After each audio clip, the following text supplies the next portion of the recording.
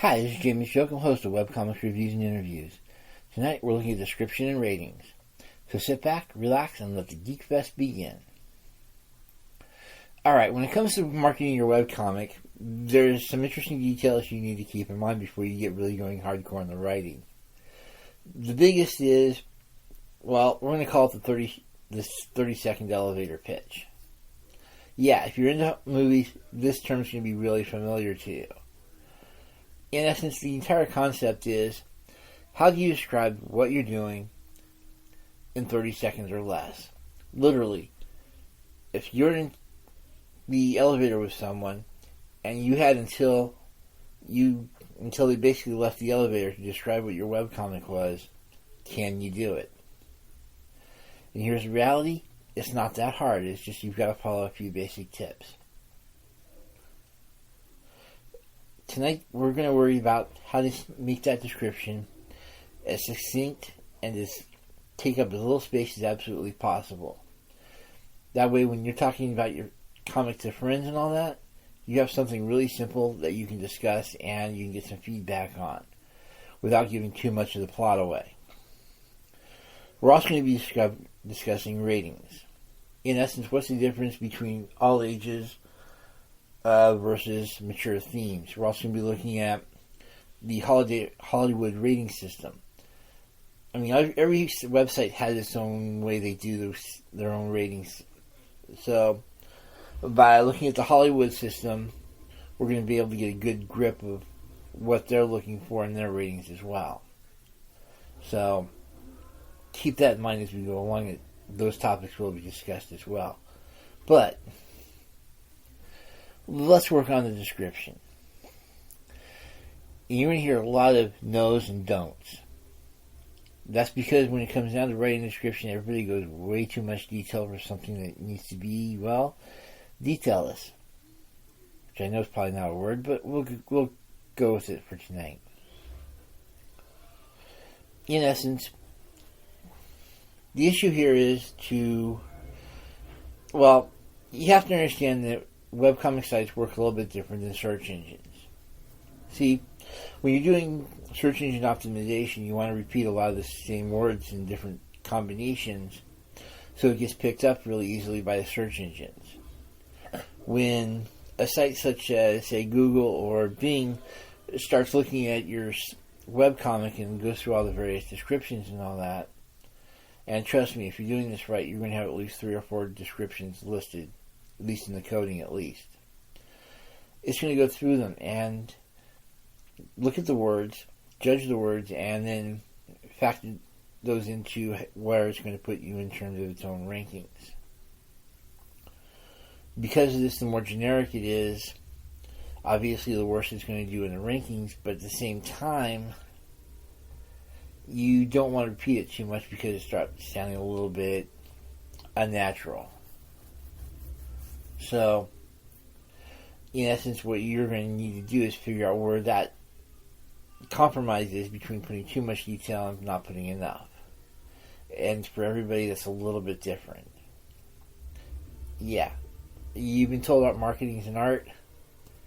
That's because there is no real science to it. It's all done by feel, all done by intuition. Nonetheless, we are going to try to discuss how to use a description in order to market your webcomic a little bit more effectively. And that starts by figuring out how to get the description down to the absolute minimum. So, like I said, expect to hear a lot of don'ts. Right off the bat, one of the don'ts is don't include a genre. You can allude to it if you can, but don't worry about it. With most webcomic sites, they're already asking you what the genre is right off the bat, and you fill that however you want. So go ahead and, fill it however you want. That's not an issue here. The major issue here is that by filling in the genre, you take up valuable word space that could have been used for more interesting things. And since you're trying to use as few words as absolutely possible, there's just no real reason to waste time sitting what the genre is. So, just something to keep in mind. Don't worry about the genres. Do, however, figure out a way how to get down to the absolute simplest plot. If you need to include the twist that makes it all sorts of cool, do that as well. But the key here is, brevity is the soul of wit.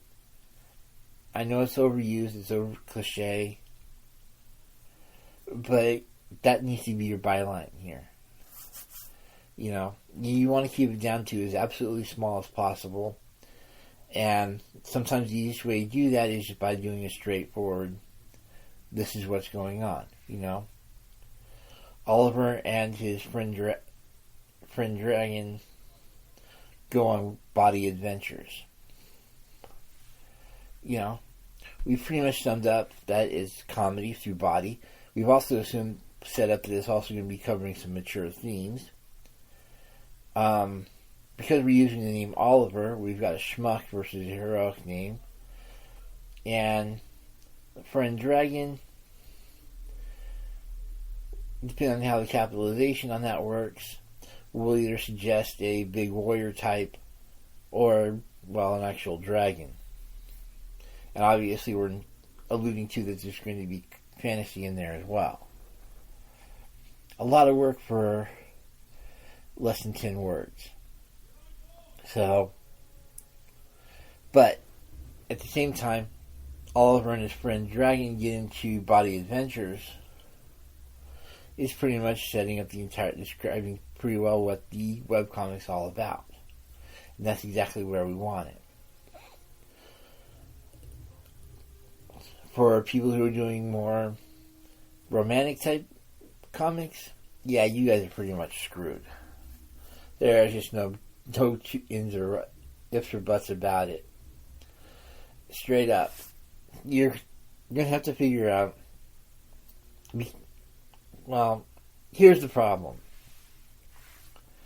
Romantic writers, more than anybody else, like setting up the situation. They tend to go into all this detail about the situation, why the situation matters, so on and so forth. And in essence, the description itself quickly becomes a mini novella in of itself. Here's where I sort of emphasize that you want to try to hit 50 words. No more, and a lot less if you possibly can. You want to set up, in essence, you want to set up who the pair is, if there's a crisis, and that's it. Way too many romance writers tend to start elaborating on side characters and people who don't really matter. Or, people who do matter, but for the purpose of the description, they don't really, I've seen people on about cousins and sisters and evil landlords in descriptions, and it really doesn't help anything. So if you're doing a romance, try to pare it down to the main hero, or let's go protagonist, because let's get real, in romance, 9 times out of 10, it's going to be more of a heroine than a hero. But, with the LGBT market, you're seeing a lot of romances that are guys. So, in essence, if you need to keep it down to 1 or 2 words for the heroine, 1 or 2 words for the love interest, and then very quickly do the conflict, you should be golden. Because in all honesty, your cover is going to be selling the comic more than it will be the actual description. Which, by the way, is really cool. You can actually have a picture of what's going on. So, in this case, we're looking down on our luck. Helen meets obnoxiously rich Harold, and the two of them have to deal with their sister who,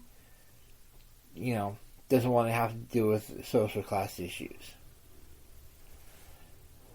I mean, yeah, there are ways to make that a lot simpler, but we got the biggies. We've got obviously we've got the heroine who's going to be really poor, marries up, and then has to deal with all the social situations that's going to cause. In of itself, not a bad deal. We've got it summed up in like less than 20 words? And that's exactly how you need to think. You don't want to add, if you want to, you can add in time, In Elizabethan England, we're doing fine, as long as you don't get too crazy with it. If you need to add another couple of words to establish that there's a comedy going on, yeah, that's fine too. But you don't want to get too crazy with the description. And like I said, I've noticed it with romance novels. They're probably one of the worst. Admittedly, there are some fantasy sci-fi people who also need to, shall we say, really throw away the thesaurus. But, what the heck, let's go with those guys too. If you're doing your fantasy or your sci-fi novel,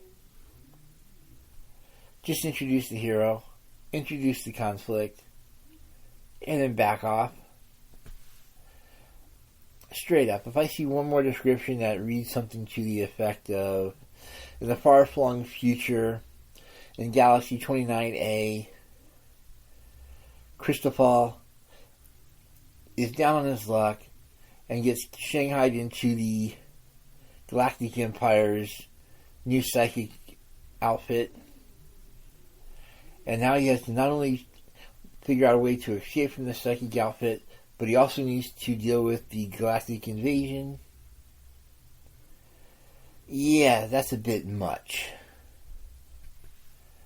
Real quick, Cristobal got shanghaied into the galactic psychic unit and now has to deal with a galactic invasion and his own escape. See how much better that second is? Simple. It's to the point, and it's not drawn out. I mean, we already know it's going to be sci-fi. We know it's probably going to be in the future because we mentioned the Galactic Empire. And, 1 or 2 words if it's a comedy, cool.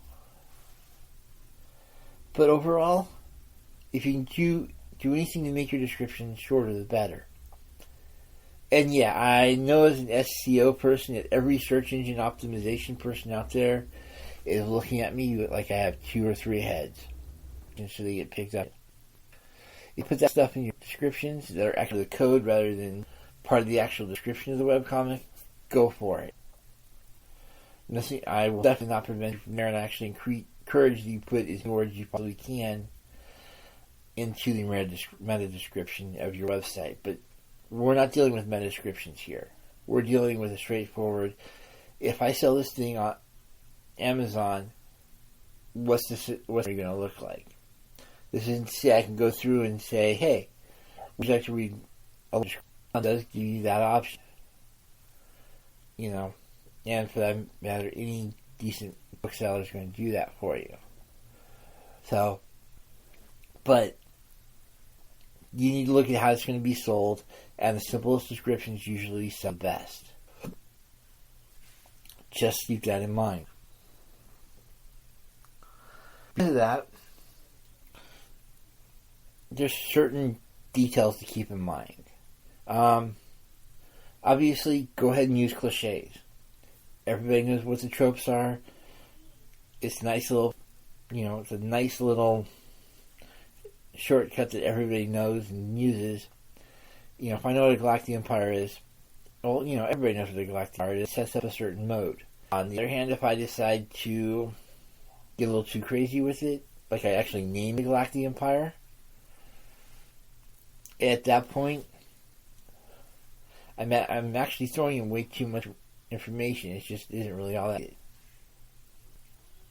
On top of that, because it's going from a general thing that everybody knows to a specific thing that only people who are into the webcomic know,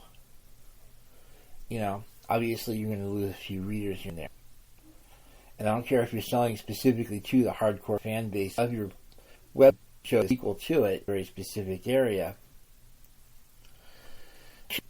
in all honesty, this is going to be this is what I said at the start of marketing. There are no real hardcore rules. Generally speaking, you don't want to sell specifically to your hardcore fan base. The problem is obviously you're limiting your audience, so on and so forth. You never want to limit your audience. On the other hand, if you have a really big hardcore fan base, those fans that absolutely love what you're doing, and you're starting to sell them on a sequel, go ahead and be as specific as you want. As long as, they know what you're talking about, you should be good to go. But in general, if your webcomic is just starting out and you're trying to establish yourself, the more general you are, the better. So, yeah, I'm going to be pointing out exceptions to rules as I go along. So bloody sue me. It's my podcast. I'll do weird things if I want to. And I usually do. However, just as you're using cliches as much as you want, don't do the Hollywood thing of going in and, the obvious famous example here is Die Hard. In the late 80s, early 90s, you had a lot of action-adventure movies that were described as Die Hard, Anna, or what have you. Under Siege was described as Die Hard on a sub. You don't want to use a movie to describe your comic because not everybody's going to have seen the movie. And even then, there's a possibility they could be missing the reference. Just because, not everybody watches the same movie. As weird as I know that's got to sort of sound. Some people, when they see Die Hard, get it that when you say Die Hard, that you're describing a movie where the guy had somehow to the situation prior to all the action going off, and now has to deal with all of that. Cool. However, some people see Die Hard as a Christmas movie. Others see it as a man reuniting with his wife. So there are some obvious drawbacks to using the movie as a reference. So in general, just don't do it. On top of that, to some people, you might create a really bad situation by using that movie. If I'm an atheist, for example, and you start tooting your webcomic as a Narnia ripoff, well, you pretty much just lost me as an audience member. Do it as a straight fantasy, we're good to go. Let me discover that it has religious themes later on. So, it's just, again, it's a general versus specific issue. If, on the other hand, you're trying to capture a lot of the same elements of Narnia, and you're trying to build up on those, hey, go ahead and use Narnia in your description. Just don't get too crazy with it. You also want to try and avoid selling it. A lot of people tend to do the stupid thing of including critics' blurbs in their description. Edmund Vitale of the Sacramento Union says this is the greatest book ever written. No, don't include that. It's cool, don't get me wrong, and it is a seriously really nice thing to have those blurbs, but don't put them in the basic description itself. Include those in the expanded descriptions if you have that available to you. It's just at that point you're trying to oversell it, and it just comes off really off. Because let's get real, a lot of people can make those blurbs up, and it just doesn't always come off the way you want it to. You also want to avoid interjections or other descriptive words that sound really good, but are actually red flags to those of us who do a lot of reading. Exciting, unique, never before seen, original, fantastic, marvelous. No. Yeah, those sound really cool, but the reality is, all that's subjective, and your description should be pretty much nothing but objective. Um, Also, reality is that anytime I see original or never before seen, I can usually pull up at least a dozen examples of exactly what you're trying to pull off. You're going to deny it. I'm going to say, yeah, right. And that negative emotion is going to create, well, if I'm big enough, you really don't want to do that just because you don't want to take off potential audience members. You definitely don't want to take off people who are doing any kind of critique on your webcomic.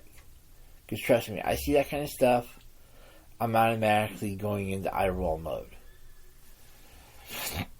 So, try to avoid anything that just be objective on the description. Don't be too much of a try to sell it, you know? Too many people get involved in this, using the description to sell the comic, and it almost always comes off bad. So, if it's going to be unique or original, tell me how it's going to be unique or original in the description. Don't actually use the words, unique or original. Because trust me, 9 times 10, I can show you at least a dozen examples of your so-called never before seen webcomic. And your webcomic will either end up being a combination of different things, or it's going to be just a straight rip-off of somebody else and you weren't aware of it type of deal. So, don't include adjectives if at all possible. Normally I'm a big fan of the concept. Not so much here. So, while we're at it, so that's basically your description. Just keep it brief, keep it simple, and keep it objective as much as possible. Avoid frills, and when it comes down to it, just have a little bit of fun with it.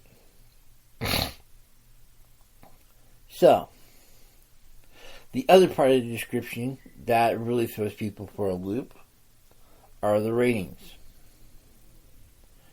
The problem with the rating system is that there is a certain level of subjectivity in there.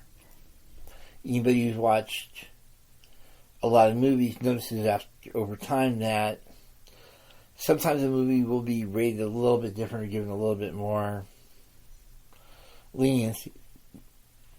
Something that should have been a PG-13 will probably be rated as R.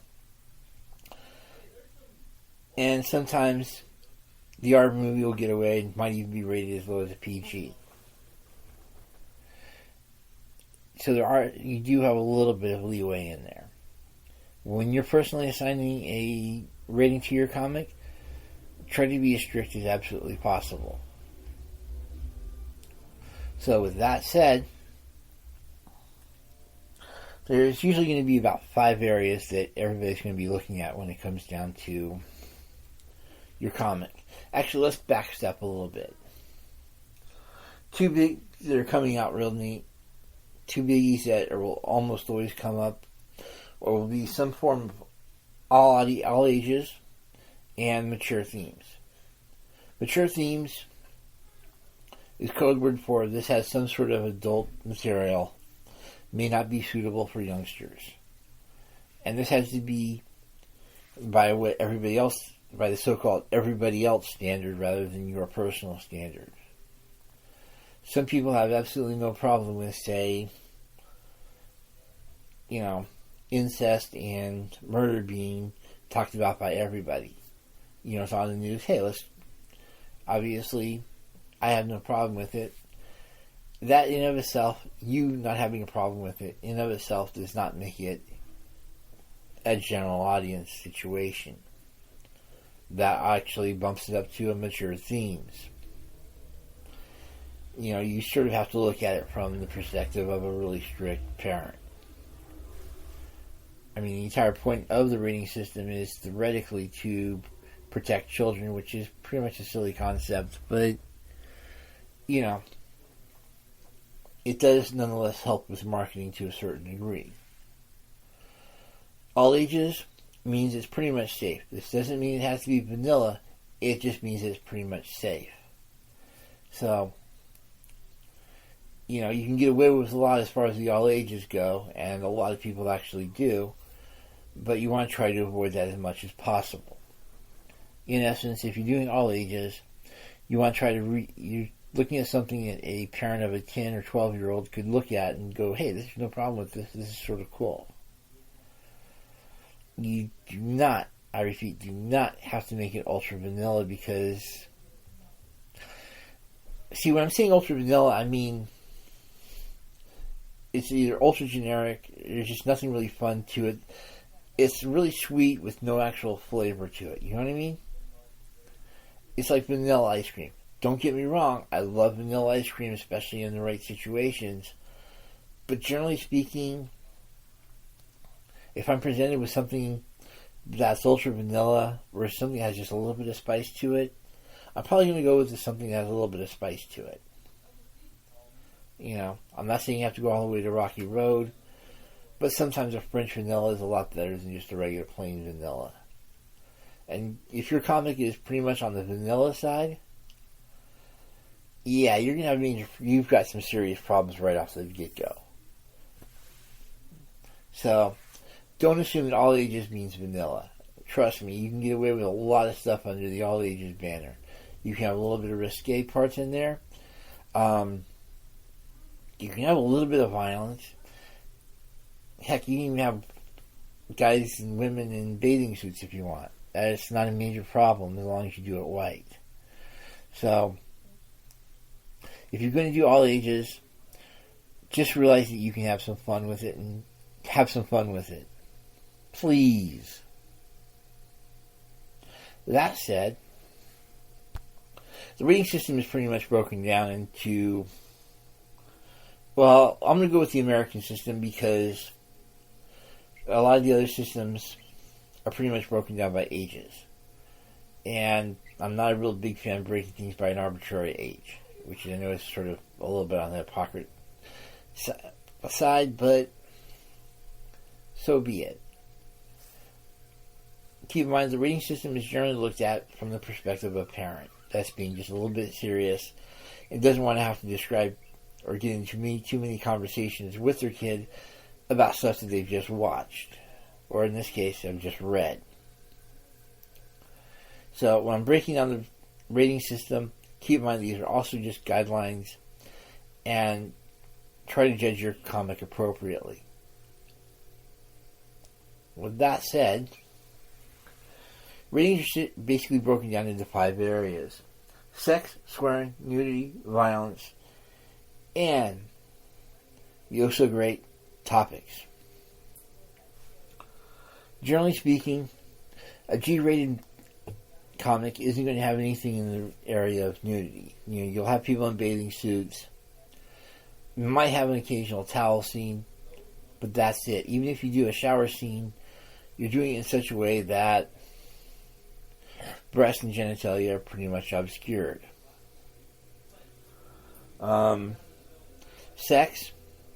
In this case, you're looking at something just looking like pecks on the cheek, maybe a quick hug.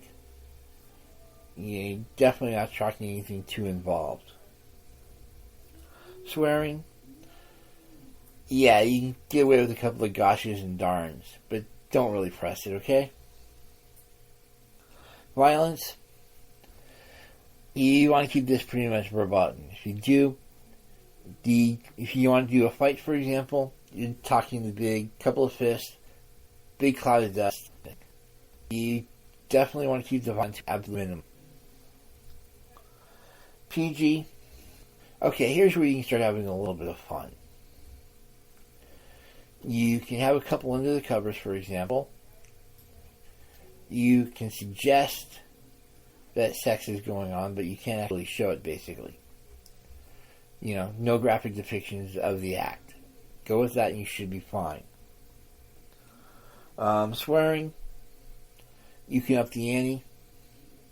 Yeah, I'm trying to keep this a G-rated show, so, which I probably have failed miserably on, but, you can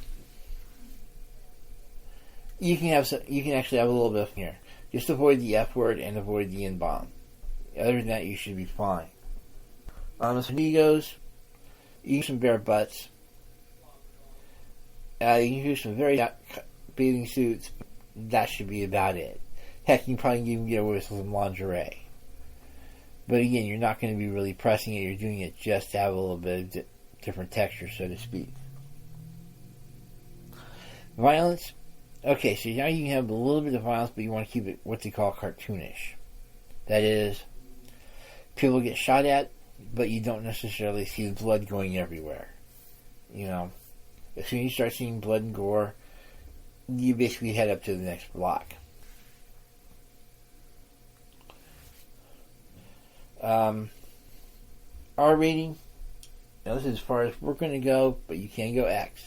If you want to go full on erotic, full on hardcore violence, nothing but swears every third word, full graphic sex, hey, you're talking X territory.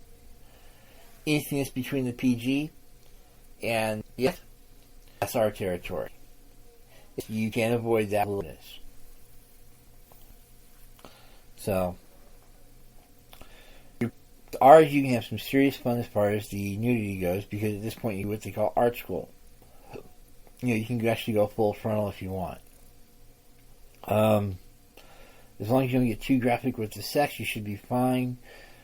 Swears, you still want to keep a lid on it, but you don't feel like you feel like you have to. And violence, yeah, you can actually show somebody getting penetrated with a knife. You can show the effects of a major gunfight. You can even get away with a little bit of gore. But again, you probably want to seriously debate pushing it too far. Because as soon as you press it too far... Remember what I said about rating has to do with marketing?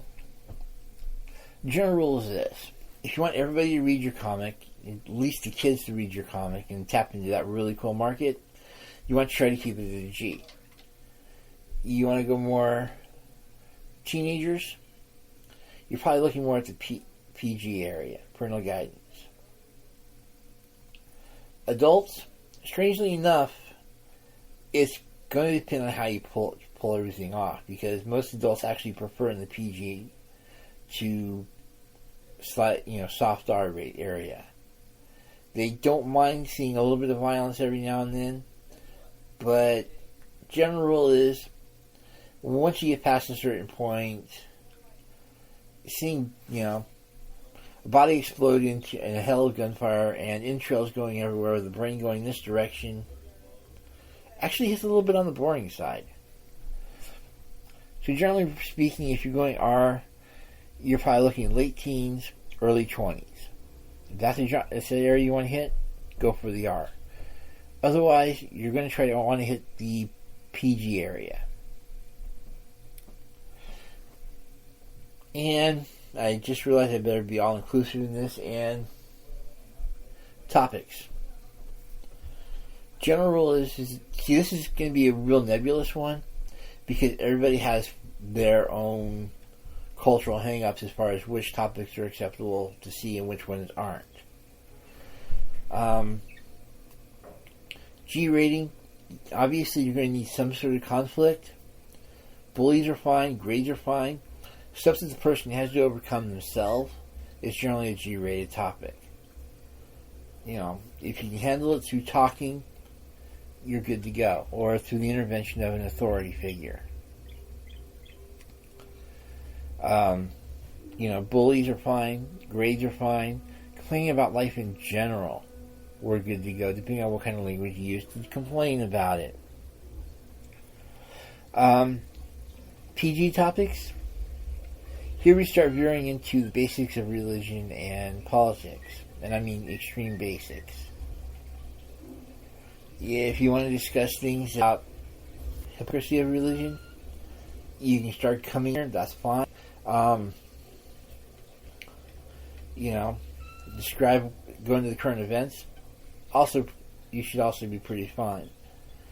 The problem now when it starts getting into the R-rated version is when you start hitting topics that are, into the sexual area, or where they're just, incest obviously is an R-rated topic.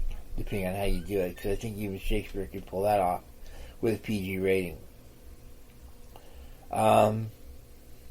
Molestation, depending on how you want to pull it off, it can be a PG or an R. So, the topics need to be looked at more of a modifier than an actual rating system in and of themselves. It's all going to be not only what you're discussing that's going to drive up the rating, but also how you try to pull that rating off. Believe it or not, the incest they did in Game of Thrones, where they had the brother and sister dating, in and of itself, PG. Throw sex into it, actual sex into it, it becomes the R rating. So just keep that in mind. And also, strangely enough, smoking and drugs also be considered. If you're doing tested drug use, you can go with PG. If you're actually showing it, then all of a sudden it hits the R area. As far as it goes, it just depends on how you're doing it. A lot of people don't want to see smoking in here, but they're counting it as drug use. So, keep that in mind. I only put it as a PG myself, but we did that. Casual drinking, mom and dad have a glass of wine with dinner, no problem. If you're talking about hardcore booze, that's the only liquid that people drink in this universe. At that point, you're starting to talk more of a PG. And if you're talking about the after effects, you show people actually going to, say, a frat party, getting drunk, having embarrassing things done to them. Okay, at that point, we're starting to encroach on an R. So, but again, all depends on what kind of audience you're going for. So just keep in mind that generally speaking, young kids, you want to try to keep it to a G. If you're looking at most adults and teenagers, PG. If you're looking at more of the college crowd, that is, kids that are basically rebelling a little bit, as well as some adults who are looking for something a little bit more daring, hey, go into the R territory all you want.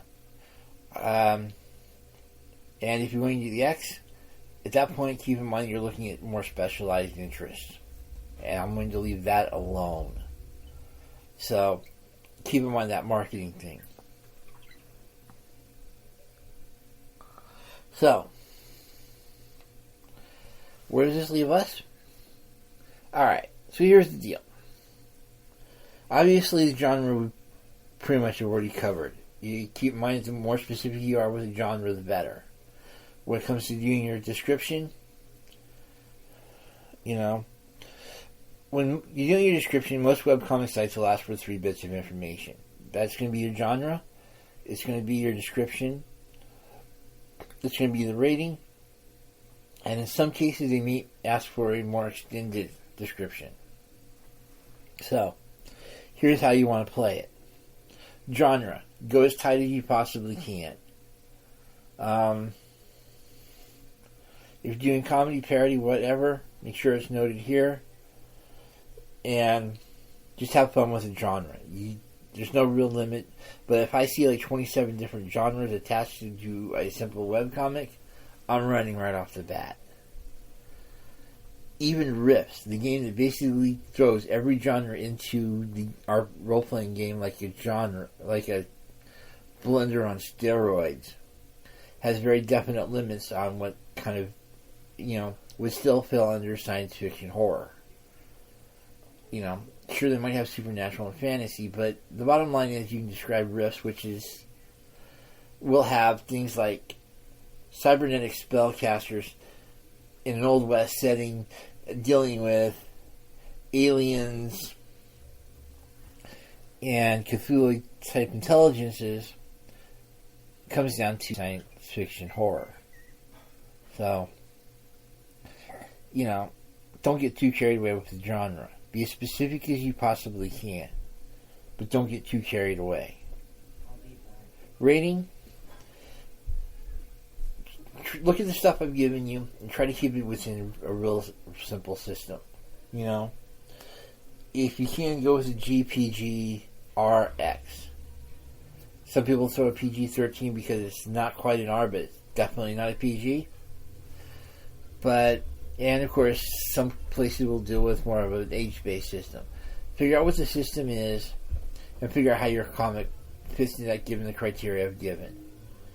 Generally speaking, the more extreme that your rating is, you want to try to keep it to a PG and not give you the most audience.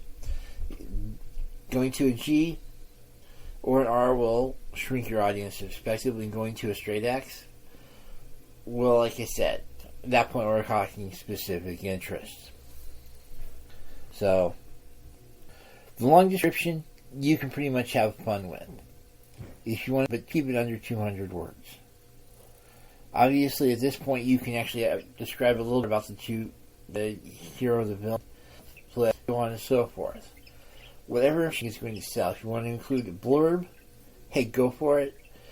Do try to avoid that marvelous, any basic adjective or adverb. Just toss those out the window. If you got a couple blurbs and they're relatively short, hey, throw them in. Especially if they're really good critics. Here's where you can have a lot of fun with the marketing. Just try to avoid what I call SEO tricks. Don't repeat the words too often, and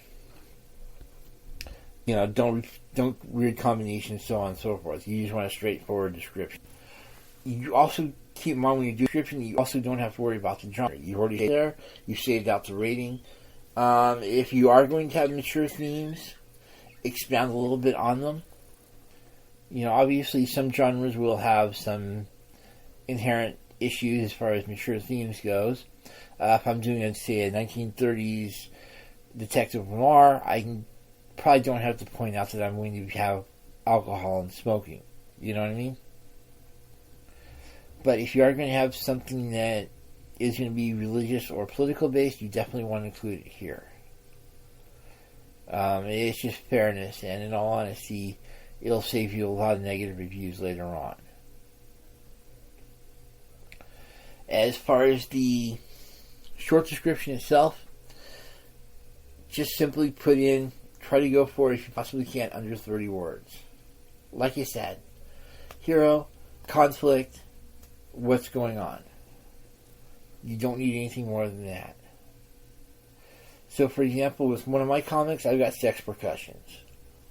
It's a solid science. The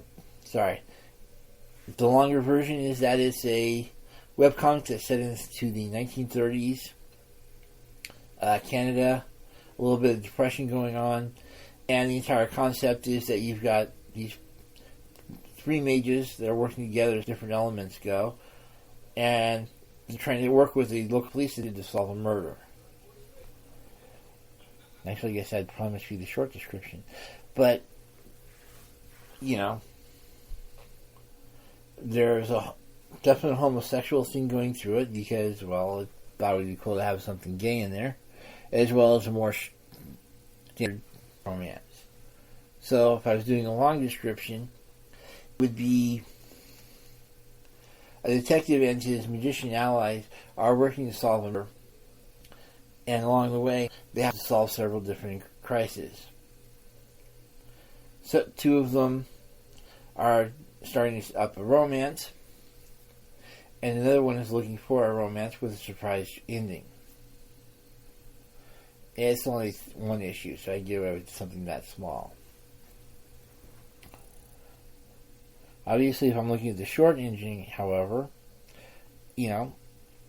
a supernatural detective and his three magician allies are looking to solve a murder.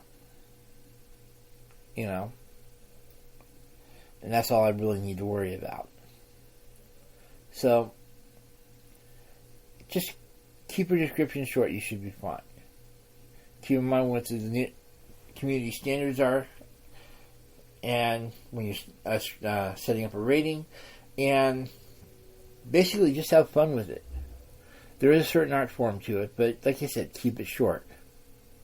So have fun, have a good day. Talk to you later.